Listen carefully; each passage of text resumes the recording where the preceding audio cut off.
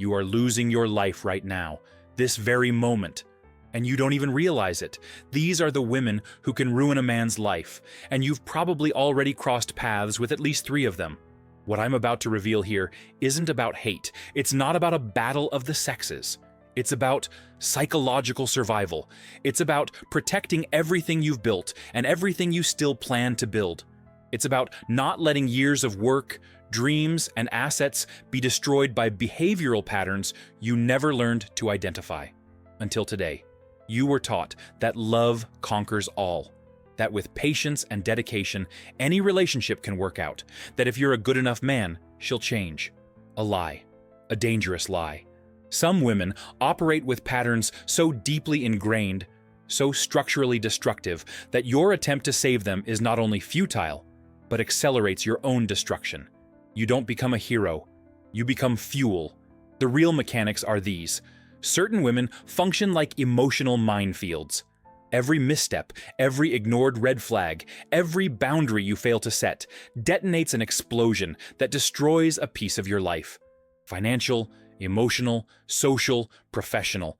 And the worst part, you think you're being noble, you think you're being a real man. While your bank account evaporates, your sanity crumbles, and your dreams turn to dust. I'm going to name each of these mines. I'm going to show you exactly where they're buried, and I'm going to give you the map to cross this field without blowing up your life in the process. But first, you need to accept a brutal truth. The problem isn't just them, it's you too. It's your faulty programming that makes you ignore the signs. It's your fear of being alone. It's your savior fantasy that turns you into a willing victim. Let's start with the financial drainer. This is the most obvious type, but also the one that causes the most measurable damage. She always forgets her wallet, always. She suggests expensive dinners, trips, gifts, but never ever contributes a dime. And you know what's worse? She does it with such naturalness that you start to think it's normal. She trains you, like a lab rat being conditioned to press a lever. You pay, she smiles. Intermittent reinforcement. You question, she creates drama. Punishment. In 6 months, you're financing a lifestyle that even you can't afford. Carlos, a 35-year-old software engineer, met one of these. Beautiful, charismatic. She claimed to be an entrepreneur. In 3 years, she convinced him to invest in 5 different businesses. None had a real business plan. None had transparency. All of them failed. Carlos lost his house, lost 15 years of savings, lost the chance to retire at 50. Why? Because he confused exploitation with partnership. Because he thought questioning was a lack of trust. Because he never established the basic boundary, full financial transparency or no investment. The second mine in the field is the emotional vampire. She feeds on chaos. She needs drama like you need air. Every day is a new crisis. Every conversation is a roller coaster. Unfounded jealousy at 2 in the morning. Fights over misinterpreted messages that last for days. Accusations, tears, intense reconciliations. It's addictive. Do you know why? Because your brain confuses intensity with intimacy. It confuses adrenaline with love. You become a hostage to the next crisis, always trying to put out the fire, always exhausted, always on alert. Tiago, 28 years old, a digital entrepreneur, was building his startup when he met one of these. In 12 months, he completely lost focus. Every day was a new emotional emergency. An important client calling? She'd choose that moment for a crying fit. A deadline approaching? It was time for a fight about something that happened 3 months ago. The startup failed. The dream died. Tiago now works for others, trying to gather the courage to start over. The vampire? She found another victim 2 weeks later. But perhaps the most dangerous is the ambition saboteur. She's subtle. She doesn't attack your dreams head-on. She erodes them from within, like a termite. Every time you talk about a new project, she sighs. When you study for a certification, she complains that you're not paying attention. When you work late on your side hustle, she questions if it's worth it. It's not a lack of support, it's active sabotage. She's afraid of your growth. Do you know why? Because if you grow too much, she loses control. If you achieve your dreams, you might realize you can do better. So she keeps you small, keeps you mediocre, keeps you dependent. And you, thinking you're being a good partner, keep diminishing your dreams, adapting your ambitions, until one day you wake up and no longer recognize who you are. The passive-aggressive controller operates with surgically precise emotional blackmail, never a direct command, always veiled manipulation. If you really loved me, you wouldn't go out with your friends today. Do what you want, but don't expect me to be happy when you get back. I'm not asking for anything, I'm just telling you how I feel. Every sentence is a trap. Every conversation is a linguistic minefield. You learn to walk on eggshells, to measure every word, to anticipate reactions. You become a psychological prisoner who believes they are free. The control is so subtle that you think all the decisions are yours. But analyze this. When was the last time you did something she disapproved of and didn't pay an emotional price for it? The chronic boundary tester is a special case of psychological torture. She needs to know where your boundaries are so she can break them. It's compulsive. You establish an agreement, she breaks it. You forgive. She breaks it again. A little worse. You complain. She minimizes. You insist. She accuses you of being controlling. It's a process of erosion. Every boundary broken without consequence is a brick removed from your psychological fortress. She's always late. She rummages through your phone without permission. She tells your secrets to her friends.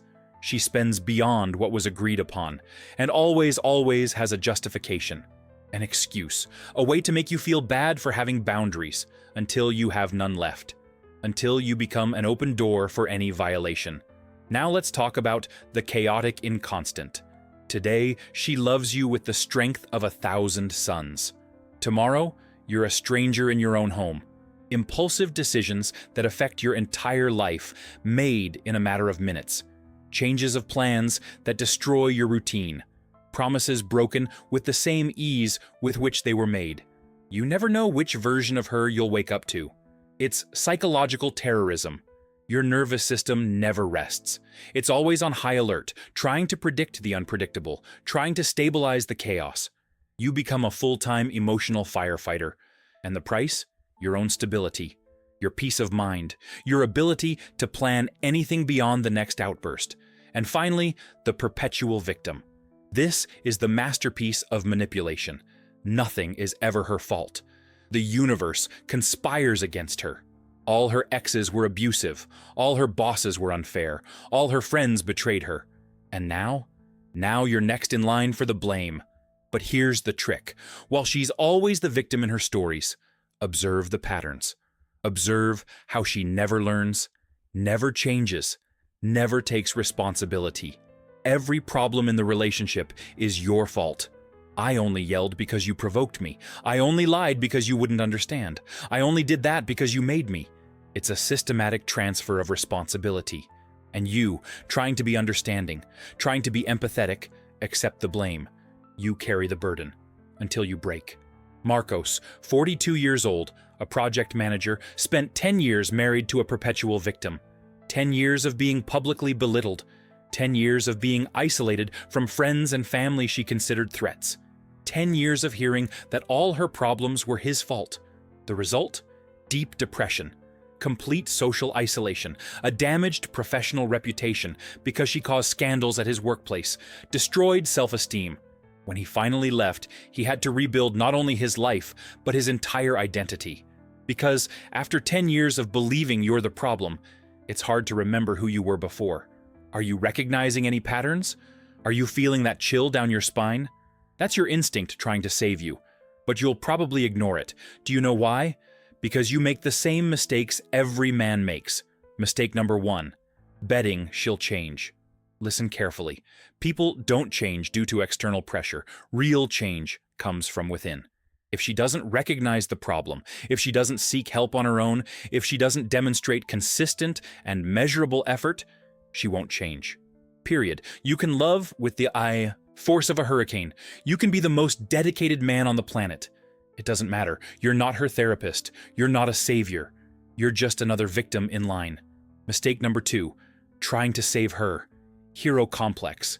You see a broken woman and think you can fix her, that your love will heal her, that your presence will transform her. A narcissistic lie. You're not saving anyone. You're feeding your own need to feel special, to feel needed. And while you play savior, your real life is falling apart. Your savings are evaporating. Your mental health is deteriorating. Your goals are dying. Mistake number 3, ignoring the advice of those who love you. Your friends see it. Your family is worried.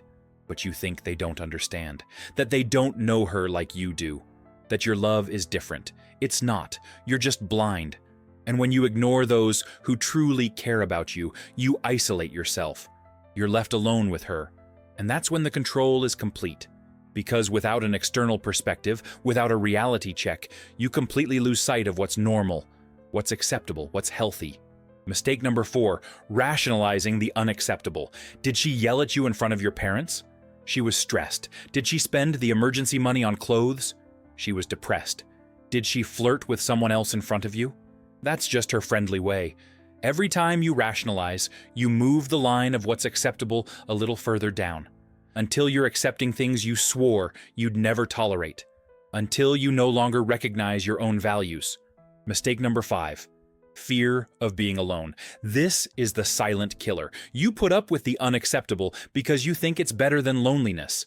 Newsflash, it's not. Loneliness is temporary. Psychological damage can be permanent. Lost time doesn't come back. Money wasted on a toxic relationship could be building your future. Energy spent putting out fires could be achieving your dreams. Mistake number 6, thinking it's just a phase. It's not. Destructive behavioral patterns aren't phases. They are structures. They are faulty operating systems running for years, perhaps decades. The longer you wait, the worse it gets. The more you tolerate, the more normalized it becomes, until you forget what it's like to live without chaos, without drama, without constant fear of the next explosion. So what to do? How to protect yourself? How to navigate this minefield without blowing up your life? First, brutal self-assessment. What pattern in you attracts these women? Do you have a savior complex? Chronic emotional neediness? Fear of confrontation? Low self-esteem disguised as humility? Identify it. Accept it. Work on it. Because as long as you have these vulnerabilities, you will continue to attract emotional predators. It's behavioral mathematics. Wounded prey attracts predators. Second, scientifically precise red flag mapping. Grab a piece of paper now. That's right. Pause and get it. List unacceptable behaviors. Not feelings. Behaviors. Lying, yelling, spending without consulting, breaking agreements, disrespecting boundaries, manipulating with guilt. For each behavior, write down the cost. Financial, emotional, time, social, professional. This is your minefield map. Third, establish ironclad boundaries, not paper. Iron. Communicate clearly. Once. No justifications, no negotiations. I do not tolerate lies, period. I do not accept public disrespect, period. I do not finance irresponsibility, period.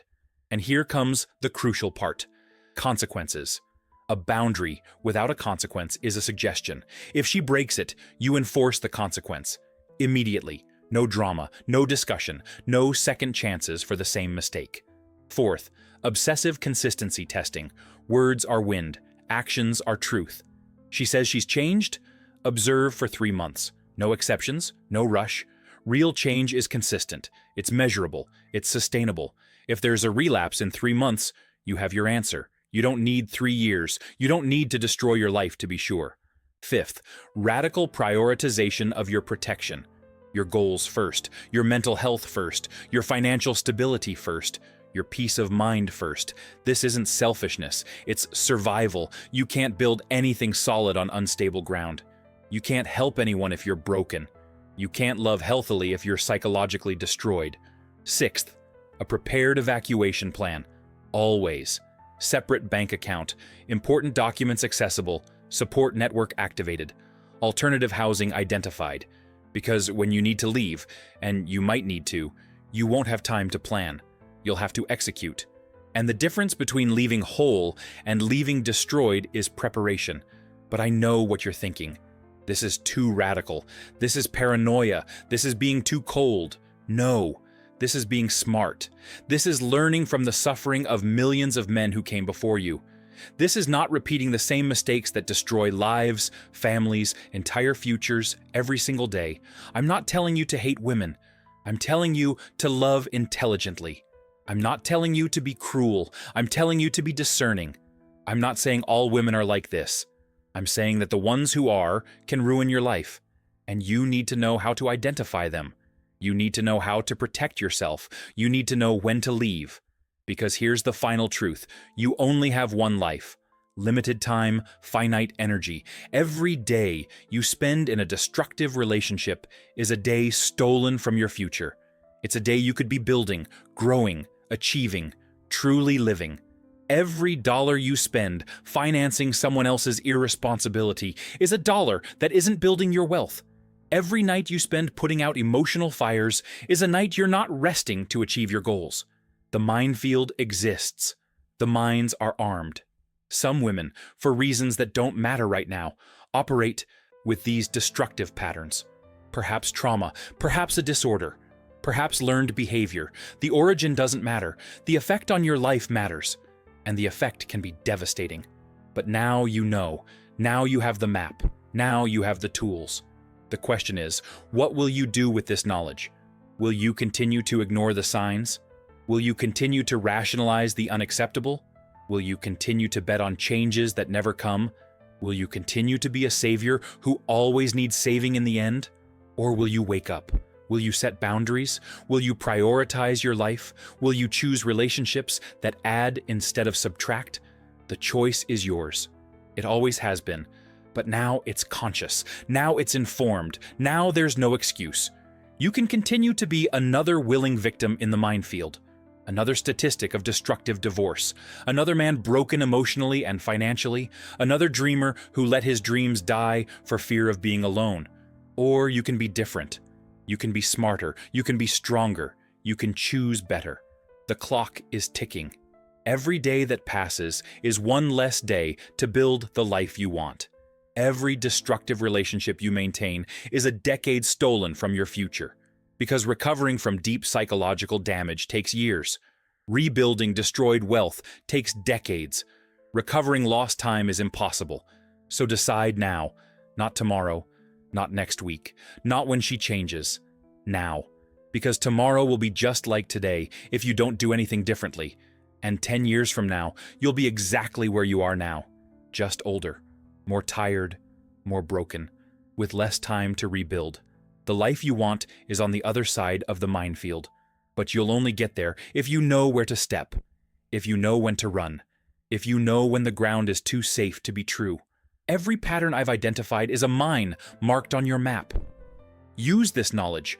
Protect your life. Protect your future. Protect your sanity. Because in the end, no one is going to do this for you. No one is going to save you. No one is going to show up and solve your problems. It's you, alone, with your choices, with your consequences, with your life. Make it count. Do it differently. Do it now. The minefield won't disarm itself. Emotional predators won't stop existing. Destructive patterns won't disappear. But you can learn to navigate. You can learn to identify. You can learn to protect yourself. You can learn to choose better. And when you find a woman who doesn't operate with these patterns, who builds instead of destroys, who adds instead of subtracts, who supports instead of sabotages, you'll know how to recognize her. You'll know how to value her. You'll know you found something rare, something worth protecting, something worth investing in. But first, you need to survive the minefield. You need to come out whole. You need to be strong enough to recognize and deserve what's good. And that starts with the decision you're going to make in the next 30 seconds. Continue as you are, hoping things will magically get better, or make the difficult, painful, necessary change that will save your life. Comment on which red flag you ignored and what it cost you. Share this video with that friend who needs to hear this before it's too late. And subscribe to the channel, because what's coming next could be the difference between you building an empire or turning into a ruin. The choice is yours. The minefield is ahead. The map is in your hands. Good luck. You'll need it. Or rather, no, you don't need luck. You need intelligence, courage, action. And now you have all three. Use them or lose everything.